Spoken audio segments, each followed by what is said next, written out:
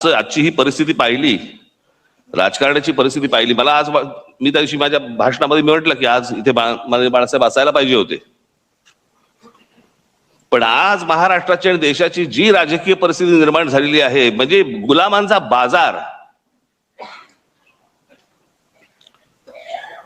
आणि हे सगळं महाराष्ट्रामधलं सगळं चित्र पाहिल्यानंतर कुठेही जा तुम्ही, हे सगळं चित्र पाहिल्यानंतर आज मला असं वाटतंय बाळासाहेब नाही आहेत ते बरं आहे.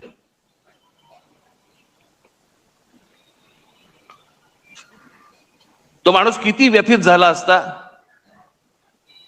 त्या माणसाला काय त्रास झाला असता की हे सगळं चित्र आज जे महाराष्ट्रामध्ये उभं राहिलेलं दिसतंय समोर, की जसे ते पूर्वी 200-100 वर्षापूर्वी नाही का ते चावडीवरती उभे राहायचे आणि माणसांची लिलाव चालायचे, आज तसे महाराष्ट्रामध्ये लिलाव चालू आहेत.